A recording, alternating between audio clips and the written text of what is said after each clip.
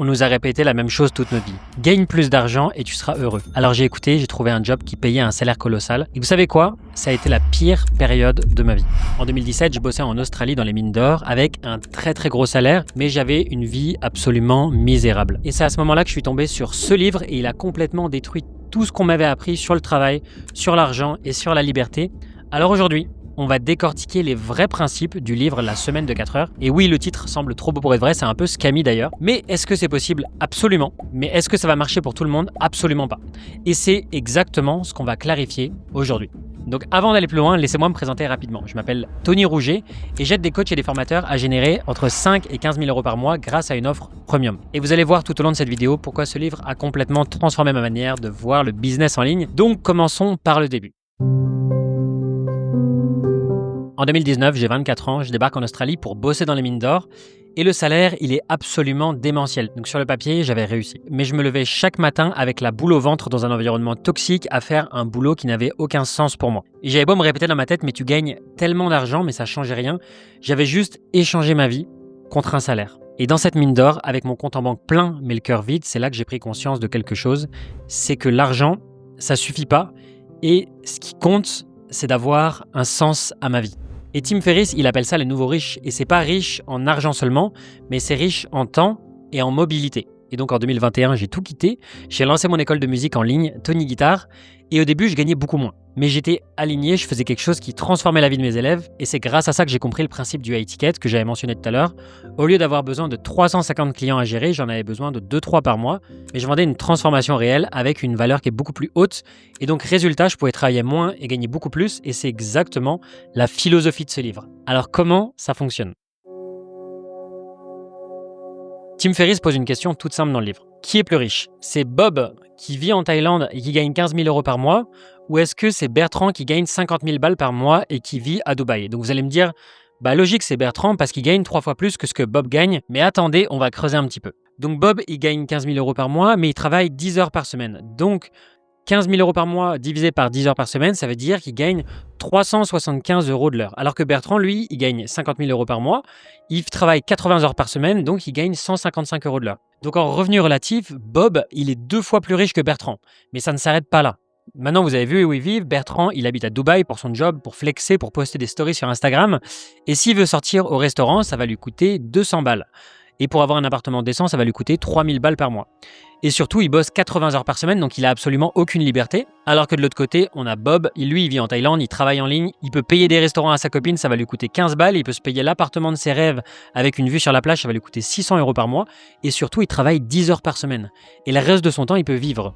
Donc en argent réellement disponible et en liberté, Bob, il explose Bertrand. Et je peux vous le dire parce que je vis en Thaïlande en ce moment même. Donc c'est ça le revenu relatif. C'est pas combien vous gagnez, c'est combien vous gagnez par heure, avec quelle liberté et dans quel environnement. Et peut-être que Bertrand, il gagne beaucoup plus, mais il est prisonnier de Dubaï, il est prisonnier de son image, il est prisonnier de son job. Alors que Bob, on est d'accord, il gagne moins, mais lui, il contrôle sa vie. I'd encourage everybody to look at their hourly income instead of their annual income because it's very common that you might make $50,000 a year, get a raise to 55, but your workload goes up 20%. So you're actually getting demoted over time until you end up getting roughly the amount per hour of a Burger King employee while you're working as an investment banker. Et c'est exactement ce que j'ai vécu parce que dans les mines d'or, j'avais un salaire absolument énorme, mais mon revenu relatif, il était catastrophique parce que je bossais 12 heures par jour, 6 jours sur 7, je pouvais pas partir, je pouvais pas choisir où aller, j'étais prisonnier.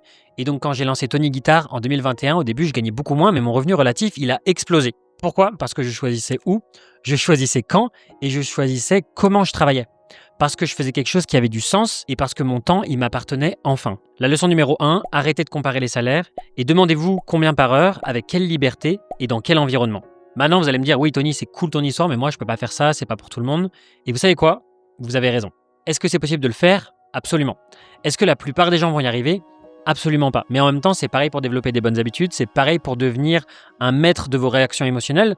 Donc vous ne servez pas de l'excuse, c'est pas pour tout le monde comme excuse. Demandez-vous plutôt, est-ce que j'ai envie d'en faire partie? Et si votre réponse c'est oui, voici exactement ce que vous devez faire. Ça commence par le deuxième concept du livre et c'est l'élimination.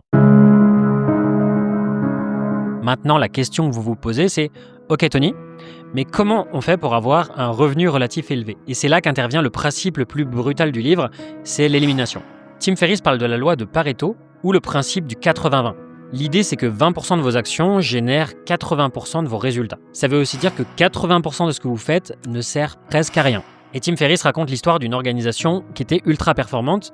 Ils organisaient des formations où ils gardaient les participants pendant 8 heures sur place. Mais le contenu de la formation, si on l'avait donné de manière individuelle et ciblée, ça aurait pris 1 heure maximum. Et le reste, c'était que du remplissage, c'était que de la perte de temps. Le truc, c'est que les choses ne prennent pas autant de temps qu'on le pense. Le problème, c'est qu'on les complique. Et c'est ça la leçon que j'ai apprise de manière brutale parce que récemment, j'ai fait l'exercice, j'ai listé toutes les tâches que je fais et je me suis demandé qu'est-ce qui génère vraiment 80% de mes résultats. Donc les 20% qui comptent vraiment, c'est d'écrire et de tourner des vidéos YouTube, de faire des appels de déclic avec des clients potentiels et la vision du business, c'est vraiment la culture, les valeurs et la direction pour toute l'équipe.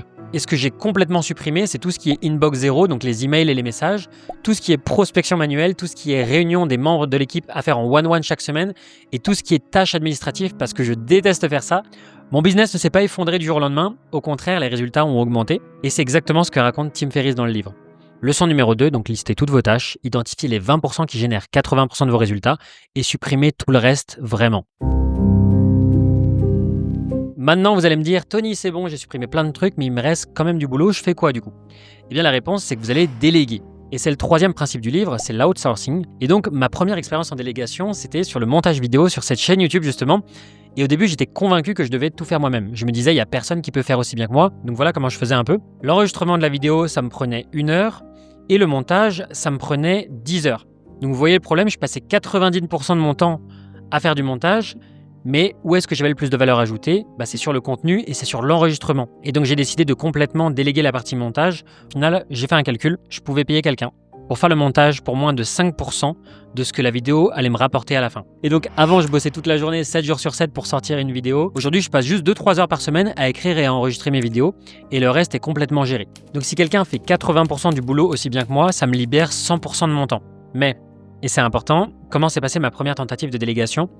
Honnêtement, c'était un désastre complet, la personne elle comprenait pas ma vision, la communication elle prenait des heures, j'avais l'impression de perdre mon temps encore plus qu'avant, j'ai failli abandonner le projet, mais j'ai appris quelque chose, c'est que déléguer c'est un peu comme trouver l'amour.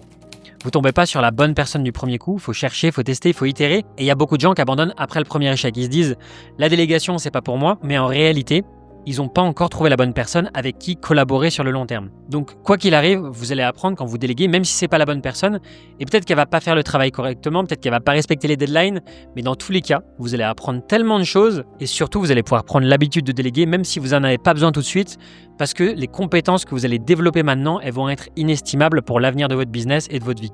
D'ailleurs, si vous êtes un coach ou un formateur et que vous voulez justement appliquer cette philosophie du livre du fait de travailler moins et gagner plus avec une offre high ticket, c'est peut-être le bon moment pour en parler avec nous. Vous pouvez prendre un appel avec nous en cliquant sur le lien dans la description. On vous aidera à mettre en place un plan d'action pour générer 5 à 15 000 euros par mois en appliquant exactement les mêmes concepts que vous trouvez dans ce livre. Donc le lien est dans la description. Et donc parlons maintenant d'une habitude ridicule que j'observe tout le temps. Tim Ferriss raconte qu'il rencontre régulièrement des gens qui se vendent devant lui. Ils disent « Hier, j'ai passé toute la journée à tondre la pelouse, j'ai économisé 30 balles que j'aurais payé si j'avais pris un jardinier. » Et du coup, il explique qu'il pense à chaque fois « Mais est-ce que ta journée, elle vaut vraiment 30 balles? Est-ce que c'est tout ce que ta journée, elle vaut ?» Et d'ailleurs, pensez-y une seconde, si vous passez 4 heures à tondre votre pelouse pour économiser 30 balles, alors que pendant ces 4 heures, vous auriez pu créer du contenu qui génère de l'argent pendant des années, développer une nouvelle compétence avec une forte valeur ajoutée, vous auriez pu bosser sur votre vision long terme, ou simplement passer du temps avec vos proches. Alors arrêtez de vous vanter d'économiser 30 balles, surtout pour ce genre de choses. Demandez-vous plutôt combien vaut mon temps à l'heure, ou encore c'est quoi mon taux horaire réel, et ensuite vous passez à l'action en conséquence. Parce que si 1 heure de votre temps, ça vaut 100 euros, pourquoi est-ce que vous allez faire une tâche que vous pouvez déléguer pour 8 euros de l'heure? Maintenant, on arrive au concept le plus contre-intuitif du livre, et il l'appelle le fait d'ajouter de la vie après avoir soustrait le travail. Vous allez me dire, mais attends Tony, tu viens de passer 10 minutes à nous dire qu'il faut éliminer, déléguer et travailler moins, et maintenant tu nous dis qu'on a trop de temps libre et que c'est un problème? Exactement. Et Tim Ferriss, il explique quelque chose de puissant dans le livre, il explique que le plan traditionnel qu'on nous a vendu, vous savez, depuis qu'on est tout petit, ça fonctionne pas. On nous a dit, travailler dur pendant 40 piges, et ensuite tu pourras profiter de la retraite. En fait, ce qu'il explique, c'est que quand vous enlevez tout le mauvais de votre vie, vous ne vous retrouvez pas qu'avec du bon. Vous vous retrouvez avec du vide. Et ce vide, si vous n'êtes pas prêt, il va vous détruire. Parce que pendant plusieurs années, vous avez construit votre identité autour de votre business. Et quand le travail disparaît, vous ne savez plus vraiment qui vous êtes. Et je peux vous dire que je vis ça en ce moment même parce que toute ma vie, j'ai charbonné. Je me levais à 7h du mat, je bossais 12 heures par jour, 7 jours sur 7. Parce que pour moi, dans ma tête, la réussite, c'était égal travailler dur. Mais récemment, j'ai changé mon mindset, j'ai relu le livre La semaine de 4 heures et j'ai compris que je pouvais travailler intelligemment sans forcément travailler dur. Donc j'ai délégué plus, j'ai éliminé plus, j'ai libéré encore plus de temps. Et du coup, qu'est-ce qui s'est passé ? Je me suis senti coupable, je me suis senti vide, perdu, parce que quand j'avais du temps libre, je m'ennuyais, je ne savais pas vraiment quoi faire de mes 10 doigts, parce que j'avais fusionné mon identité avec mon business. Dans ma tête, c'était Tony, c'est le mec qui bosse tout le temps. Et quand je bossais pas, je savais plus vraiment qui j'étais. Mais le problème, c'est pas de créer du temps libre, le problème, c'est de savoir quoi en faire. Et c'est quelque chose sur lequel je travaille encore, je suis pas du tout parfait là-dessus, mais j'ai compris un truc, c'est que ma capacité à prendre des bonnes décisions, elle est proportionnelle à ma capacité à prendre du temps libre. Et si je suis 100% déconnecté quand je me repose, je serai 100% focus quand je travaille. Donc maintenant, j'essaie de remplir ce vide avec des trucs qui me parlent un peu plus, du genre lire des livres, de passer du temps avec ma copine, avec ma famille, avec mes amis, de me concentrer sur ma vision long terme de mon business, plutôt que de courir comme un hamster dans une roue en train d'éteindre des incendies. C'est exactement ce dont parle Tim Ferriss. The important point is not being idle, so I'm not proposing that people lay on a beach rubbing cocoa butter on their stomachs for the next 20, 30 years, is to simply reclaim their time, which is a non-renewable resource, unlike income, Right. and then to apply it to the things that are important to them. Donc le temps est une ressource non renouvelable, contrairement aux revenus. Et donc vous pouvez toujours gagner plus d'argent, mais vous pourrez jamais récupérer le temps que vous avez perdu. La leçon numéro 3, c'est que la liberté, ça n'a rien à voir avec le fait de ne rien faire. La liberté, c'est de faire uniquement ce qui compte pour vous, et donc préparez-vous à remplir le vide avant de le créer. Maintenant, vous allez me dire, oui Tony, mais toi, tu as de l'expérience, tu sais comment faire, moi, ça va me prendre des années avant d'y arriver, et vous savez quoi ? Vous avez raison. Oui, ça va peut-être pas se faire en 6 mois, mais devinez quoi, si vous lancez votre chaîne YouTube, si vous lancez votre business, ça va prendre peut-être 1 an, ça va peut-être être un désastre complet, mais vous allez apprendre tellement de choses, et puis peut-être que ça va prendre 2 ans, peut-être 3 ans, pour avoir un business qui fonctionne, mais au final, c'est quoi votre alternative ? Travailler comme un esclave pendant 40 ans ? Donc vous avez 2 options. Si on prend une fourchette large, la première option, vous passez 3 ans à apprendre, et au final, vous avez la liberté pour le reste de votre vie. Ou la deuxième option, vous passez 40 ans à faire un boulot que vous détestez, vous avez votre retraite à 65 ans si vous êtes encore vivant. Du coup, c'est quoi la meilleure option pour vous ? Vous choisissez quoi ? En fait, vous pouvez faire plein de recherches et acquérir plein d'expériences. C'est pas une question de talent, c'est juste une question de volonté et de patience et de temps. Donc, arrêtez de vous chercher des excuses. Et donc, si vous voulez vraiment cette vie, vous pouvez l'obtenir. Et c'est important, il faut qu'on soit honnête sur un point. Donc maintenant, on va parler de l'éléphant qui est dans la pièce. Le titre du livre, c'est La semaine de 4 heures et c'est du bullshit marketing. En tout cas, c'est tellement optimiste que c'est presque malhonnête. D'ailleurs, si vous voulez connaître toute la vérité, Tim Ferriss, il a admis lui-même plus tard que quand il a écrit ce livre, il était lui-même en pleine dépression. Il n'était pas du tout en train de bosser 4 heures par semaine. Il était dans le pire moment de sa vie. Mais du coup, est-ce que ce livre, il est inutile ? Pas du tout. Parce que la semaine de 4 heures, c'est pas un objectif littéral. L'objectif, c'est pas de bosser 4 heures par semaine, c'est plutôt une philosophie. Donc, est-ce que c'est possible de travailler 4 heures par semaine et de vivre confortablement ? Bien sûr que oui. Est-ce que ça va marcher pour tout le monde ? Absolument pas. Et est-ce que c'est ce que vous devriez viser ? Probablement pas non plus. Moi, par exemple, je me ferais chier si je bossais que 4 heures par semaine parce que j'aime ce que je fais. J'ai pas envie d'être juste là, à la plage, à siroter des cocktails pendant que mon business y tourne. Mais par contre, passer de 80 heures par semaine à 20 heures, pourquoi pas ? Ou même 4 heures par jour, ça c'est un objectif qui est réaliste, c'est un truc qui est possible, et le livre il ment pas. Peut-être que le livre il est un peu putaclic, en tout cas le titre c'est un peu du marketing, mais je vous invite à juste prendre la philosophie, à ignorer le chiffre magique. D'ailleurs, je vous invite également à lire le livre parce qu'il y a plein d'informations que j'ai pas pu dire dans cette vidéo-là. Et donc ce que personne ne vous dit sur le livre La semaine de 4 heures, c'est que le livre il parle pas vraiment de travail moins. En fait, il parle de savoir qui est-ce que vous êtes vraiment, parce qu'au final votre relation au travail c'est qu'un miroir de votre relation avec vous-même. Est-ce que vous êtes quelqu'un qui va échanger toutes les précieuses minutes de sa vie contre un salaire ? Ou est-ce que vous êtes quelqu'un qui va construire une vie qui contrôle vraiment ? Moi perso, j'ai testé les deux. J'ai gagné un énorme salaire en travaillant dans les mines d'or et j'étais vide. J'ai gagné ensuite beaucoup moins en lançant mon école de musique et j'étais vivant. Et aujourd'hui, je gagne très bien ma vie avec mon programme de coaching high ticket. Mais surtout, je choisis comment je la gagne. Je travaille avec 2, 3, parfois 5 clients par mois au lieu de 350. Je peux bosser 4 heures par jour sur mon business si j'en ai envie au lieu de 12. Et je transforme vraiment la vie de mes clients. Et ça, il n'y a aucun salaire au monde qui peut vous l'acheter. Et il y aura toujours des gens qui vous diront c'est pas possible, c'est pas réaliste, ça marche pas pour tout le monde. Et ils auront raison, ça marche pas pour eux, il n'y a pas de problème, on s'en bat les couilles de ce qu'ils pensent parce qu'ils préfèrent la sécurité de ce qu'ils connaissent à la liberté de l'inconnu. Mais il y aura aussi ceux qui sont de l'autre côté qui diront mais par où est-ce que je commence ? Et donc voilà ma réponse, vous pouvez commencer aujourd'hui, pas demain, pas lundi prochain, vous pouvez commencer aujourd'hui. Vous avez simplement à prendre 5 minutes, à lister toutes vos tâches, vous identifiez les 20% qui comptent vraiment, vous supprimez tout le reste parce que chaque jour que vous passez à faire des trucs qui comptent pas, c'est un jour que vous récupérerez jamais dans votre vie. Voilà, si cette vidéo vous a aidé à voir votre travail différemment, j'ai une bonne nouvelle pour vous. L'algorithme de YouTube a analysé vos centres d'intérêt. Il a choisi une vidéo sur cette chaîne YouTube qui devrait vous parler. Et donc, cliquez sur la vidéo qui apparaît juste là. Je sais pas ce que c'est honnêtement, mais l'algorithme YouTube l'a choisi pour vous. Et si YouTube pense que ça va vous plaire, il y a de bonnes chances que ce soit le cas. Donc, merci d'avoir regardé cette vidéo. Et maintenant, allez supprimer vos tâches inutiles et on se retrouve de l'autre côté dans cette vidéo. C'était Tony. À très vite. Ciao.